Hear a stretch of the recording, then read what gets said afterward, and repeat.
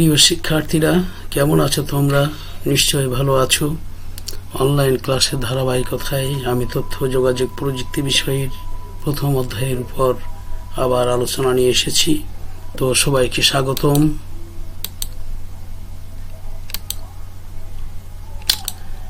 শিক্ষক পরিচিতি। আমি প্রণবেন্দু রায়, প্রভাষক, তথ্য যোগাযোগ প্রযুক্তি, বাজুয়া সুরেন্দ্রনাথ মহাবিদ্যালয়, দাকুব, খুলনা।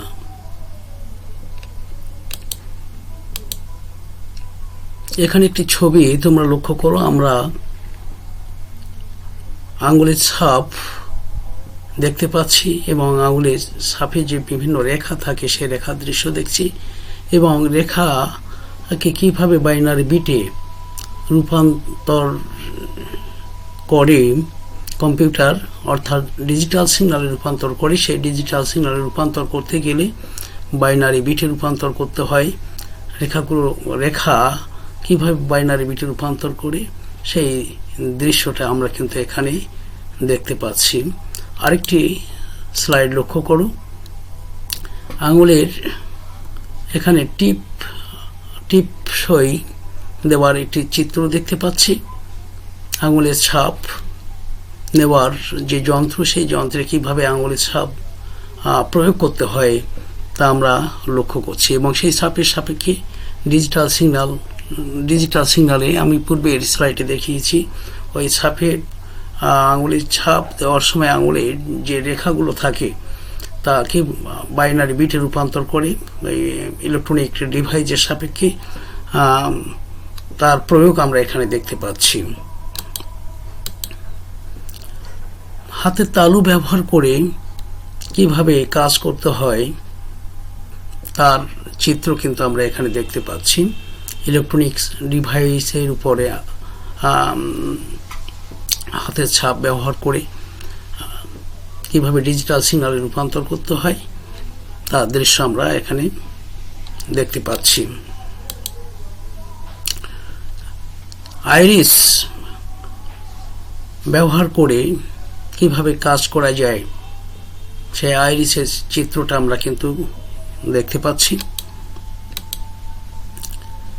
এবং আইরিস ইলেকট্রনিক ডিভাইসে নিয়ে কিভাবে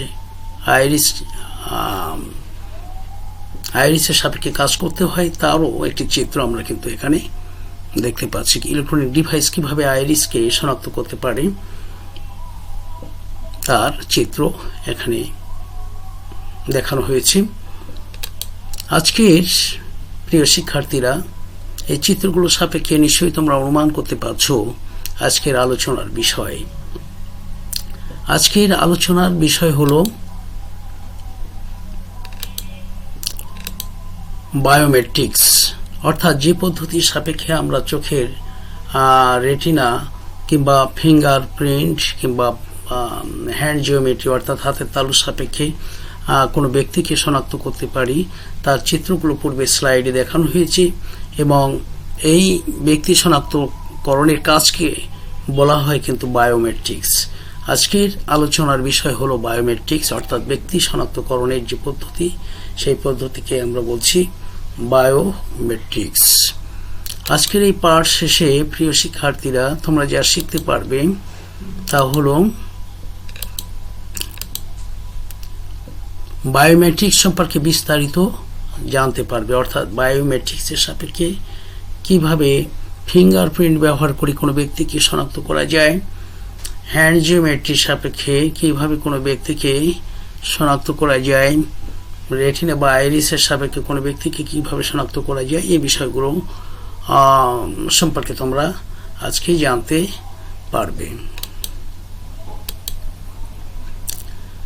প্রথমে আলোচনায় আসা যাক বায়োমেট্রিক সিস্টেম বাস্তবায়নের জন্য যা প্রয়োজন, অর্থাৎ বায়োমেট্রিক্স পদ্ধতির সাপেক্ষে কোনো ব্যক্তি শনাক্তকরণের জন্য আমরা যে ডিভাইসগুলো প্রয়োজন তা তোমরা লক্ষ্য করো। প্রথমে প্রয়োজন হবে কম্পিউটার, ইন্টারনেট সংযোগ, আর প্রয়োজন হবে ওয়েব ক্যামেরা, ওয়েব ক্যামেরার ব্যবহারও আমরা বায়োমেট্রিক্স পদ্ধতিতে লক্ষ্য করি, ইন্টারনেট সংযোগ আমরা বায়োমেট্রিক্স পদ্ধতিতে লক্ষ্য করি, আর কম্পিউটার এবং স্ক্যানার মেশিন, স্ক্যানার এই ডিভাইসটা প্রয়োজন হবে। আর কি বায়োসেন্সর নির্ণয়ের ডিভাইস, অর্থাৎ বায়োসেন্সর জীবের স্পর্শ অনুভূতি, অর্থাৎ তুমি স্পর্শ করেছো যে ডিভাইসটা, সেই ডিভাইস তোমার স্পর্শটা যেন সে অনুভব করতে পারে, সেই ডিভাইস প্রয়োজন হবে। বায়োমেট্রিক্স কি? বায়োমেট্রিক হচ্ছে এমন একটি বিশেষ পদ্ধতি যার মাধ্যমে মানুষের কিছু স্বতন্ত্র বৈশিষ্ট্যের ভিত্তিতে ব্যক্তি শনাক্তকরণের কাজ করা যায়। প্রত্যেকটা মানুষের স্বতন্ত্র কিছু কিছু বৈশিষ্ট্য আছে, সেই বৈশিষ্ট্যের উপর ভিত্তি করে কোনো ব্যক্তিকে শনাক্তকরণের জন্য এই বায়োমেট্রিক্স পদ্ধতি ব্যবহার করা হয়। বায়োমেট্রিক্স হচ্ছে জীববিদ্যার একটি অগ্রসর শাখা যা মানুষের বায়োলজিক্যাল বৈশিষ্ট্য পরিমাপ করার সাহায্য করে।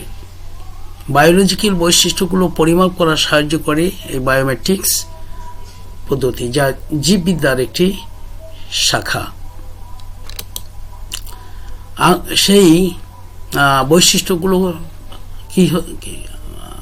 কি হতে পারে? আঙুলের ছাপ, কণ্ঠস্বর, চোখের মণি, অর্থাৎ আঙুলের ছাপের সাপেক্ষে কোনো মানুষের বৈশিষ্ট্য শনাক্ত করতে পারে, কণ্ঠস্বরের সাপেক্ষে কোনো ব্যক্তির বৈশিষ্ট্য শনাক্ত করতে পারে, চোখের মণির সাপেক্ষে কোনো ব্যক্তিকে শনাক্ত করতে পারে, মুখমণ্ডলের ছবি, ফেস রিকগনিশন, অর্থাৎ মুখের ছবির সাপেক্ষে কোনো ব্যক্তিকে শনাক্ত করতে পারে, আর ডিএনএ টেস্টের মাধ্যমে কোনো ব্যক্তি শনাক্ত করা যায়। বায়োমেট্রিক্সের মূল কাজই হচ্ছে প্রতিটি মানুষের যে অনন্য বৈশিষ্ট্য আছে তাকে খুঁজে বের করা এবং প্রতিটি মানুষকে সেই বৈশিষ্ট্যের আলোকে পৃথক পৃথক ভাবে চিহ্নিত করতে সাহায্য করা। অনন্য বৈশিষ্ট্য অর্থাৎ প্রত্যেকটা মানুষের কিছু ব্যতিক্রম বৈশিষ্ট্য রয়েছে, সেই বৈশিষ্ট্যটা শুধু তার মধ্যে রয়েছে, অন্যের মধ্যে কিন্তু সেই বৈশিষ্ট্য নেই। এই বৈশিষ্ট্যকে বলা হচ্ছে অনন্য বৈশিষ্ট্য। এই বৈশিষ্ট্যের সাপেক্ষে বায়োমেট্রিক্স পদ্ধতির প্রয়োগ করে কোনো ব্যক্তিকে খুব সহজে চিহ্নিত করা যায়।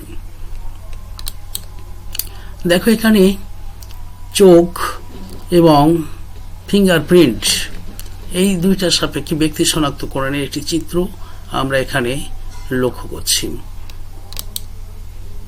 বায়োমেট্রিক্সের সাপেক্ষে মানুষের বায়োলজিক্যাল অর্থাৎ জীববিজ্ঞান সংক্রান্ত বৈশিষ্ট্য পরিমাপ করার একটি চিত্র।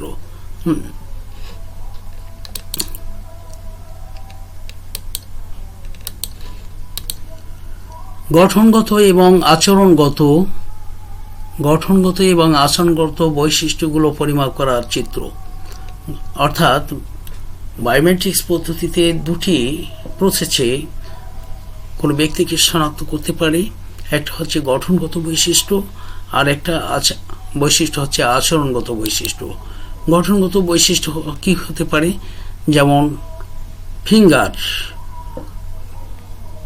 Fingerprint, hand geometry, iris, face, DNA, এগুলো হচ্ছে গঠনগত বৈশিষ্ট্য বলা হচ্ছে। ফিঙ্গার প্রিন্টের সাপেক্ষে ফিঙ্গারের আঙুলের ছাপ নিয়ে কোনো ব্যক্তি শনাক্ত করেন, এটা হচ্ছে গঠনগত বৈশিষ্ট্য। হ্যান্ড, যেমন হাতের তালু প্রয়োগ করে কোনো বৈশিষ্ট্য যখন আমরা প্রকাশ করি তখন তাকে বলছি আমরা গঠনগত। এবং চোখের সাপেক্ষে আইরিস, এবং ফেস রিকগনিশন, মুখমণ্ডলের বিচারে যখন কোনো বৈশিষ্ট্য নির্ণয় করা হচ্ছে তখন আমরা তাকে গঠনগত বৈশিষ্ট্য বলছি। আর ডিএনএ টেস্ট। আরেকটা হচ্ছে কি আচরণগত বৈশিষ্ট্য হচ্ছে কি স্ট্রোক মানে ফিঙ্গার টাইপিং গতি যাচাইকরণ। কিবোর্ডের টাইপিং গতি যাচাইয়ের মাধ্যমে, কিবোর্ডের সাপেক্ষে টাইপিং গতি যাচাইয়ের মাধ্যমে যখন কোনো ব্যক্তিকে শনাক্ত করা হয় সেই কাজটাকে বলা হচ্ছে কিন্তু আচরণগত বৈশিষ্ট্য। আর কি সিগনেচার, হাতের সিগনেচার, এক একজনের সিগনেচার কিন্তু এক এক রকম। সিগনেচারের সাপেক্ষে কোনো ব্যক্তিকে শনাক্ত করা যায়। আবার কণ্ঠস্বর, ভয়েসের সাপেক্ষে, কণ্ঠস্বরের সাপেক্ষে কোনো ব্যক্তিকে শনাক্ত করা যায়। এই কোনো ব্যক্তিকে শনাক্ত করার যে এই বৈশিষ্ট্যগুলোকে বলা হচ্ছে কিন্তু আচরণগত বৈশিষ্ট্য। তাহলে আমরা বলতে পারি বায়োমেট্রিক সিস্টেম শনাক্তকরণের বিবেচিত বায়োলজিক্যাল ডেটাগুলোকে মূলত কয় ভাগে ভাগ করা যায়? 2 ভাগে ভাগ করা যায়। একটা হলো গঠনগত, আর একটা হচ্ছে আচরণগত। আমরা পূর্বের স্লাইডে দেখিয়েছি গঠনগত এবং আচরণগত।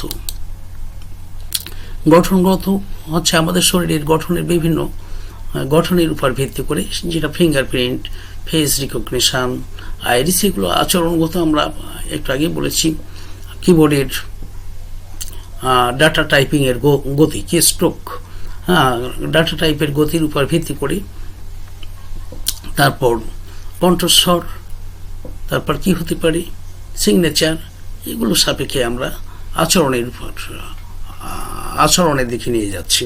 তাহলে প্রিয় শিক্ষার্থীরা বায়োমেট্রিক্স পদ্ধতিকে আমরা 2 ভাগে তাহলে ভাগ করতে পারি, গঠনগত এবং আচরণগত। এখন গঠনগত এবং আচরণগত বৈশিষ্ট্যের উপর ভিত্তি করে আলোচনা করব। গঠনগত দেখো, মানুষের মুখমণ্ডল, এখানে মানুষের চেহারা। পৃথিবীতে কোটি কোটি মানুষ আছে, কিন্তু কোটি কোটি মানুষের চেহারা কিন্তু একই রকম নয়। সৃষ্টিকর্তা তার সৃষ্টির মধ্য দিয়ে প্রত্যেকটা মানুষের চেহারার পার্থক্য, গঠনগত পার্থক্য কিন্তু দেখিয়েছেন। দেখো ফিঙ্গারপ্রিন্ট আমাদের ফিঙ্গারপ্রিন্টের সাপেক্ষে যখন আমরা কোনো ব্যক্তিকে যাচাই করছি, সেক্ষেত্রেও কিন্তু এক একজনের এক এক রকম, অর্থাৎ ফিঙ্গারে যে রেখাগুলো রয়েছে, রেখার মধ্যে কিন্তু পার্থক্য রয়েছে, যেটা তুমি আমরা বাইরে থেকে সহজে বুঝতে পারছি না, কিন্তু ইলেকট্রনিক ডিভাইস কিন্তু খুব সহজে নিখুঁতভাবে শনাক্ত করতে পারে এই পার্থক্যগুলো। আঙ্গুলের ছাপ, এগুলো গঠনগত। আর কি হ্যান্ড জমেতে হাতের গড়ন, চোখের আইরিস এবং ডিএনএ, যা পূর্বে স্লাইডে দেখানো হয়েছে, পৃথকভাবে আরো সুন্দরভাবে তোমাদের সঙ্গে উপস্থাপন করবার জন্য একই বিষয় চিত্র আকারে বড় করে দেখানোর জন্য এই স্লাইডগুলো তৈরি করা হয়েছে। এবার দেখো আচরণগত বৈশিষ্ট্য আর মধ্যে আমি বলেছি কি স্ট্রোক, তারপর হলো ভয়েস এবং সিগনেচার। এবার হাতে তারুর ভিতরে যে শিরাগুলো রয়েছে, এই শিরাটাকে কিন্তু আচরণের মধ্যে নিয়ে যাওয়া হচ্ছে। স্বাক্ষর, ভয়েস বা কণ্ঠস্বর এখানে দেখানো হয়েছে, গলার আওয়াজ বা কণ্ঠস্বর।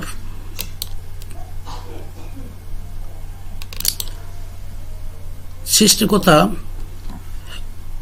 ভিন্নতা দিয়েছেন মানুষের মুখমণ্ডলের। দেখো এখানে এই চিত্রের মাধ্যমে দেখানো হয়েছে একাধিক ব্যক্তি এখানে উপস্থিত রয়েছে এবং এক একজনের এক এক রকম চেহারা। এই চেহারা একজনের সাথে আর একজনের মিল নেই। সৃষ্টিকর্তা তার সৃষ্টির মধ্যে এই ভিন্নতা কিন্তু দিয়েছেন। একজন মানুষের মুখমণ্ডলের সাথে অন্য কোনো মানুষের মুখমণ্ডলের কোনো মিল নেই। তাহলে আমরা এটাকে বলছি ফেস রিকগনিশন। মানুষের মুখমণ্ডল শনাক্তকরণ বা ফেস রিকগনিশন সিস্টেম হচ্ছে এক ধরনের কম্পিউটার প্রোগ্রাম, যার সাহায্যে শনাক্তকরণের ক্ষেত্রে পরীক্ষা করা হয় মানুষের গঠনের প্রকৃতি, গঠন প্রকৃতি। আচ্ছা, এখন দেখো যখন কোনো ডিভাইসের সামনে কোনো ব্যক্তি দাঁড়াচ্ছে, সেই ব্যক্তির ফেস ওই কম্পিউটার শনাক্ত করতে পারছে। কারণ কি, যে প্রোগ্রাম কম্পিউটারের মধ্যে সেট করা আছে সেই প্রোগ্রামের ভিতরেই কোনো ব্যক্তি শনাক্তকরণের যে নির্দেশাবলী, সেই নির্দেশাবলীগুলো কিন্তু সেখানে ওই প্রোগ্রামের ভিতরে কিন্তু রয়েছে। প্রোগ্রাম মানে আমি পূর্বেও বলেছি যে কিছু ধারাবাহিক নির্দেশাবলী, যে নির্দেশাবলীগুলো যে কী ধরনের সমস্যা আমি সমাধান করতে চাই সেই সমস্যা সমাধানের উপর ভিত্তি করে ধারাবাহিকভাবে নির্দেশনা দিয়ে প্রোগ্রামাররা এই প্রোগ্রামটি তৈরি করেছে এবং এই প্রোগ্রামের সাপেক্ষে কম্পিউটার ব্যবহার করে কম্পিউটারের মাধ্যমে কোনো ব্যক্তিকে শনাক্ত করতে পারে মানুষের গঠন প্রকৃতির উপর ভিত্তি করে। এই পদ্ধতি ব্যবহার করা হয় কোন কোন ক্ষেত্রে আমরা এই পদ্ধতিটা ব্যবহার করে থাকি। দেখো, এখানে দরজার সামনে এই মানুষটি দাঁড়িয়ে আছে এবং ডিভাইসটা দরজার পাশে রাখা হয়েছে। অফিসে কোনো বিল্ডিং বা কক্ষের প্রবেশদ্বারে বা অফিসের প্রবেশদ্বারে যখন ওই ডিভাইসটা রাখা হবে তখন কোনো ব্যক্তি প্রবেশ করতে গেলে ওই ডিভাইসটি ওই ব্যক্তির মুখকে শনাক্ত করতে পারবে। যদি ওই ব্যক্তি ওই অফিসের কিংবা ওই বিল্ডিংয়ের সদস্য হয় তাহলে সে শনাক্ত করতে পারবে এবং দরজাটি খুলে যাবে এবং সে সহজে প্রবেশ করতে পারবে। কিন্তু অন্য কেউ ওই দরজা দিয়ে প্রবেশ করতে পারবে না, কক্ষের ভিতরে প্রবেশ করতে পারবে না, যদি ওই ডিভাইসটি ওই ব্যক্তিকে শনাক্ত করতে না পারে। কোনো আইডি নম্বর শনাক্তকরণের ক্ষেত্রে আমরা এই পদ্ধতি ব্যবহার করে থাকি। ফেস রিকগনিশন সিস্টেম সহজেই ব্যবহারযোগ্য এবং এই পদ্ধতির সঠিক ফলাফল পাওয়া যায়। বড় সুবিধা হলো সহজেই ব্যবহার করা যাবে এবং এই পদ্ধতি সাপেক্ষে সঠিক এবং নির্ভুল ফলাফল পাওয়া যায়। আঙ্গুলের ছাপ, ফিঙ্গারপ্রিন্ট। ফিঙ্গারপ্রিন্ট রিডার হচ্ছে বহুল ব্যবহৃত একটি বায়োমেট্রিক্স ডিভাইস যার সাহায্যে পরীক্ষা করা হয় মানুষের আঙ্গুলের ছাপ বা টিপসই। দেখো, এখানে একটি ডিভাইসের সামনে আঙ্গুলের ছাপ ওই ব্যক্তি দিচ্ছে। যদি তার আঙ্গুলের ছাপের সাথে ওই ফিঙ্গারপ্রিন্ট রিডারে রাখা, অর্থাৎ ওর ভিতরে যে প্রোগ্রাম আছে প্রোগ্রামের রিডার যদি ওই আঙ্গুলের ছাপ শনাক্ত করতে পারে তাহলে সে কোনো বিল্ডিং বা অফিসে প্রবেশ করতে পারবে বা ওই কক্ষে প্রবেশ করতে পারবে।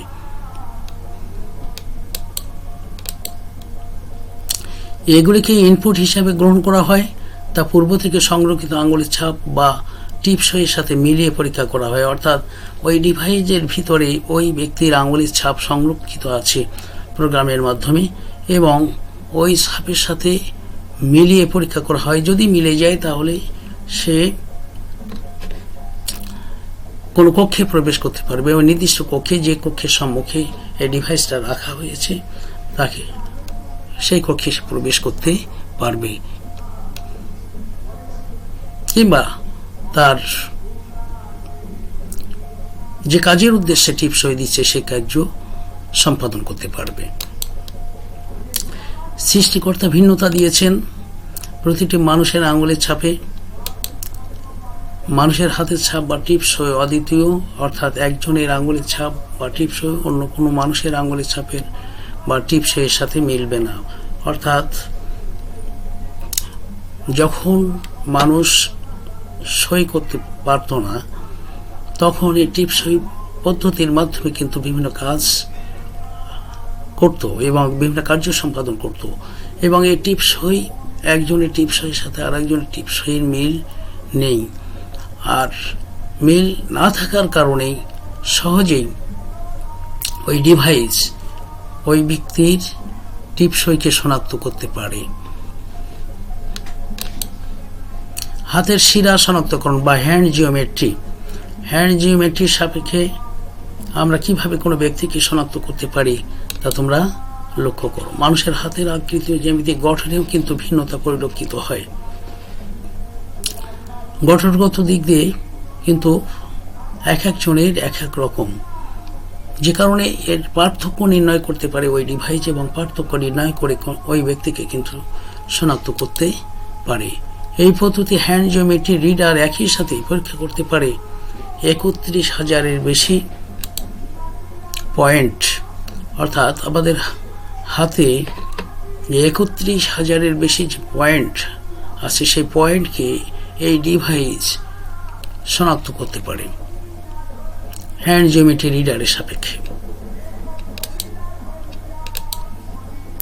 এবং ৯০টির বেশি আলাদা আলাদা পরিমাপ করার ক্ষমতা কিন্তু এই হ্যান্ড জিওমেট্রি রিডারের আছে। কিভাবে সেই পয়েন্টগুলো চিহ্নিত করতে পারে ওই ডিভাইস, তা কিন্তু এই চিত্রের মাধ্যমে দেখানো হয়েছে। বায়োমেট্রিক্স ডিভাইস দ্বারা হ্যান্ড জিওমেট্রি পদ্ধতিতে শনাক্ত করা হয় মানুষের হাতের আকৃতি বা জ্যামিতিক গঠন আর হাতের সাইজ ইত্যাদি নির্ণয়ের মাধ্যমে মানুষকে শনাক্ত করা যায় হ্যান্ড জিওমেট্রি পদ্ধতির সাপেক্ষে। হ্যান্ড জিওমেট্রি পদ্ধতি কোন কোন ক্ষেত্রে ব্যবহার করা হয় তা তোমরা লক্ষ্য করো।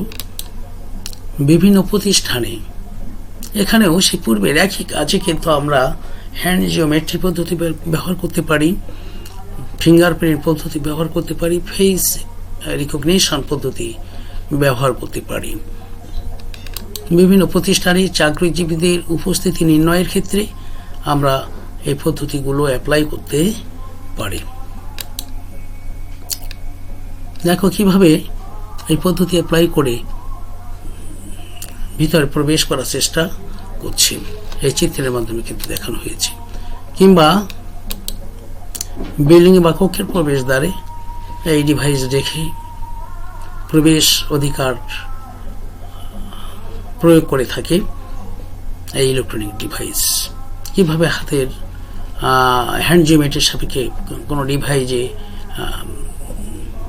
কাজ করা যায় তার দৃশ্য কিন্তু এখানে দেখানো হয়েছে। এই ডিভাইসের ভিতরে নির্দিষ্ট স্থানে হাতের ছাপটা সে রাখবে। যদি তার হাতের ছাপের সাথে ওই ডিভাইসের আর রিডারের সাথে যদি মিলে যায় তাহলে সে ওই কক্ষে প্রবেশ করার অনুমতি পাবে, নতুবা সে ওই কক্ষে প্রবেশ করার অনুমতি পাবে না। হ্যান্ড জিওমেট্রি পদ্ধতি ব্যবহার করা হয় বিভিন্ন শিক্ষা প্রতিষ্ঠানে আমরা হ্যান্ড জিওমেট্রি পদ্ধতি ব্যবহার করতে পারি। লাইব্রেরিতে কিংবা ডেটা সেন্টারে হ্যান্ড জিওমেট্রি পদ্ধতির ব্যবহার আমরা লক্ষ্য করি। বিভিন্ন দেশে দরজার পাশে কোনো ব্যক্তিকে না রেখে এই ডিভাইসের সাপেক্ষে ওই শিক্ষা প্রতিষ্ঠানের যারা ওই লাইব্রেরির সদস্য আছে সেই সদস্যদের শনাক্ত করে তা লাইব্রেরির ভিতরে প্রবেশ করার অনুমতি দিয়েই, ঠিক একইভাবে শিক্ষা প্রতিষ্ঠানে যারা শিক্ষা প্রতিষ্ঠানের সাথে সংশ্লিষ্ট আছে সেই শিক্ষা প্রতিষ্ঠানে শুধু ওই হ্যান্ড জিওমেট্রি ডিভাইসটি শনাক্ত করতে পারে ওই প্রতিষ্ঠানের সদস্যদেরকে এবং ছাত্রছাত্রীদেরকে কিংবা শিক্ষকদেরকে, তাদের শনাক্ত করে ওই প্রতিষ্ঠানে ভিতরে প্রবেশ করার অনুমতি দেয়। ওই সদস্য ব্যক্তিকে অন্য কেউ গেলে তাদেরকে অনুমতি দেবে না প্রবেশ করার। মানুষের বিকল্প হিসাবে বর্তমানে এই ডিভাইসগুলো ব্যবহার করছে বিভিন্ন দেশ। হ্যান্ড জিওমেট্রি পদ্ধতি ব্যবহার করা হয় আদালতে আসামি শনাক্তকরণের ক্ষেত্রে ইত্যাদি গুরুত্বপূর্ণ ক্ষেত্রে হ্যান্ড জিওমেট্রি পদ্ধতি সাপেক্ষে কার্য সম্পাদন করা হয়। দেখো এখানে আদালতে কোনো ব্যক্তি অপরাধী কিনা তা যাচাই করবার জন্য বা আসামি শনাক্তকরণের ক্ষেত্রে এই হ্যান্ড জিওমেট্রি পদ্ধতি ব্যবহার করতে পারে।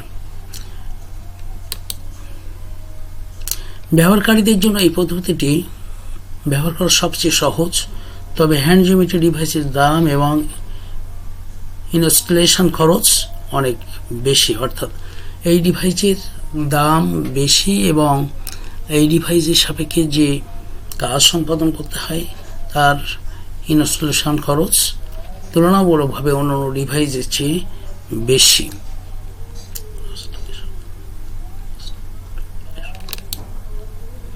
চোখের আইরিশ এবং রেটিনা। আইরিশ শনাক্তকরণ পদ্ধতিতে বিশ্লেষণ ও পরীক্ষা করা হয়, অর্থাৎ মানুষের চোখ বা রেটিনা যাচাইয়ের মাধ্যমে কোনো ব্যক্তিকে আমরা শনাক্ত করতে পারি এই পদ্ধতির মাধ্যমে। চোখের চারিপাশে বেষ্টিত রঙিন বলয় রয়েছে। রেটিনা স্ক্যান পদ্ধতিতে বিশ্লেষণ ও পরিমাপ করা হয় যে রঙিন বলয় রয়েছে, অর্থাৎ চোখের চারিপাশের যে গঠন এবং অবস্থার উপর ভিত্তি করে এই ডিভাইস কোনো ব্যক্তিকে শনাক্ত করতে পারে।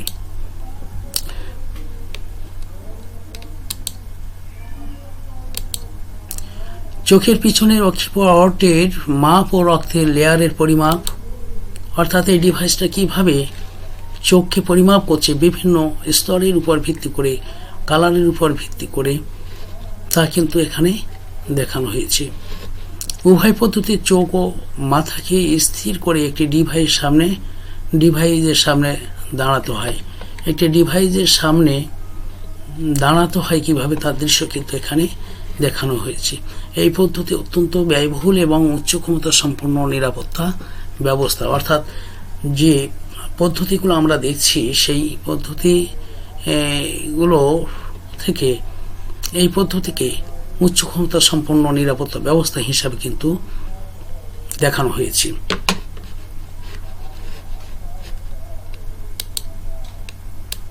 স্বাক্ষর যাচাই। এবার আমরা আচরণগত বৈশিষ্ট্যের আওতায় আসি।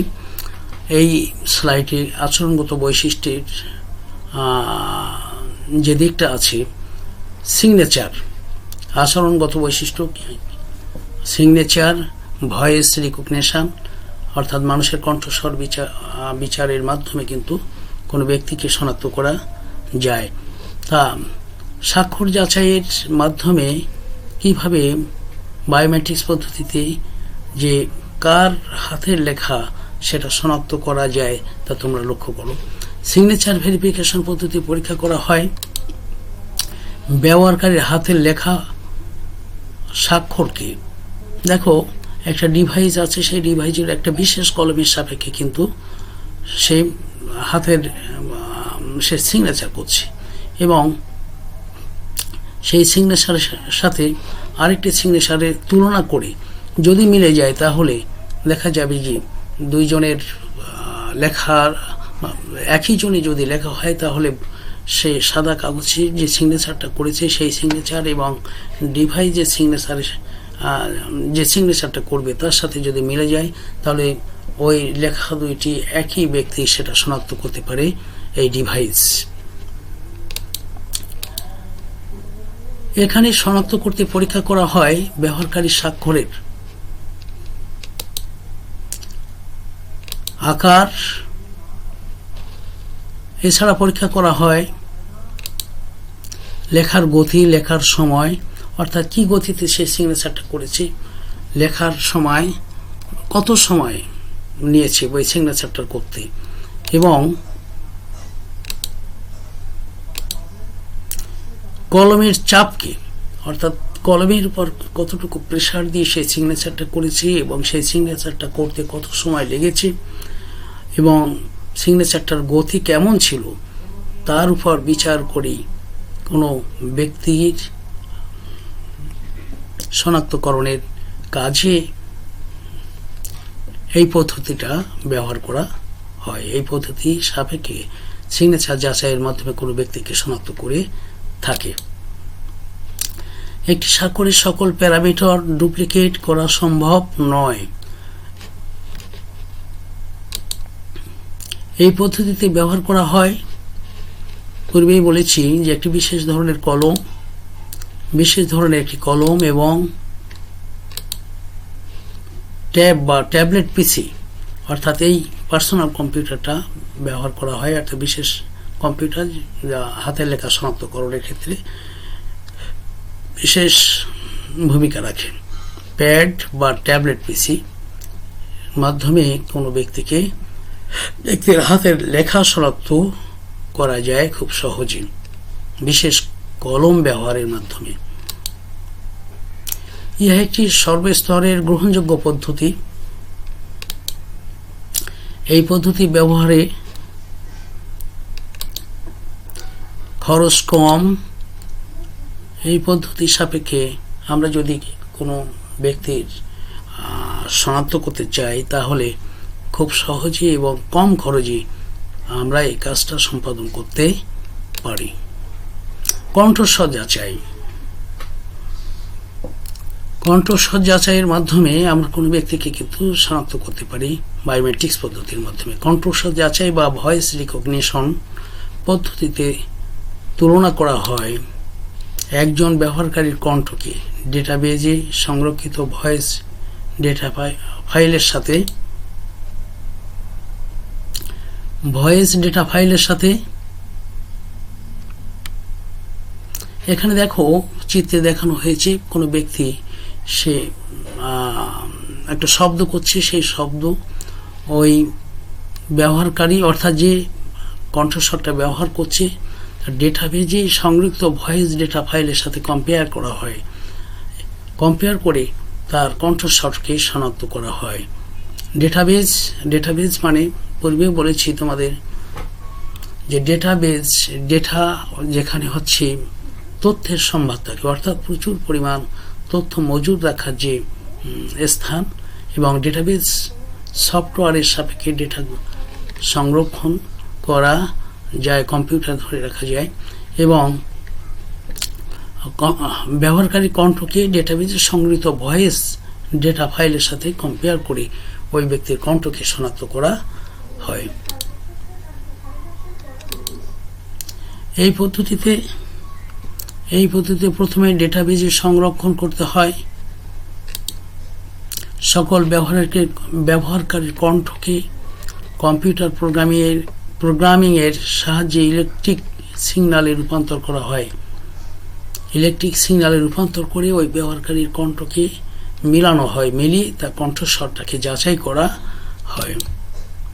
অনেক আর্থিক প্রতিষ্ঠান এই পদ্ধতি ব্যবহার করে, তবে অসুস্থতা জনিত কারণে কোনো ব্যবহারকারীর কণ্ঠ পরিবর্তন হলে সেক্ষেত্রে অনেক সময় সঠিক ফলাফল ওই ইলেকট্রনিক ডিভাইস দিতে পারে না, অর্থাৎ কণ্ঠস্বরের বিকৃতি হলে অসুস্থতা জনিত কারণে তখন কিন্তু সঠিক ফলাফল দিতে পারে না ওই ইলেকট্রনিক্স ডিভাইস। পৃথিবীর বিভিন্ন দেশে বায়োমেট্রিক্স পদ্ধতি ব্যবহার করা হয়। সঠিক ব্যক্তি শনাক্তকরণ ও নিরাপত্তার ক্ষেত্রে বায়োমেট্রিক্স পদ্ধতি অত্যন্ত গ্রহণযোগ্য পদ্ধতি, এবং এই পদ্ধতির সাপেক্ষে বিভিন্ন ক্ষেত্রে ব্যক্তি শনাক্তকরণের জন্য কাজে লাগানো হয়। বর্তমান বাংলাদেশে বায়োমেট্রিক্স পদ্ধতি ব্যবহার করে তৈরি করা হয় পাসপোর্ট আইডি কার্ড তৈরি করার ক্ষেত্রে কিন্তু এই বায়োমেট্রিক্স পদ্ধতি ব্যবহার করা হয়। বায়োমেট্রিক্স পদ্ধতির সাপেক্ষে বিভিন্ন ক্ষেত্রে তোমরা লক্ষ্য করেছো যে টিপ সই দিয়ে, অর্থাৎ একটা বিশেষ ডিভাইসের মধ্যে ট্যাবে তুমি তোমার টিপ সই দিয়ে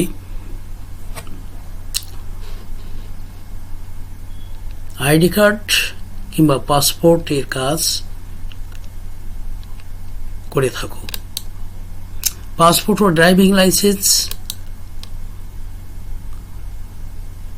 এসব ক্ষেত্রে সাধারণত এই বায়োমেট্রিক্স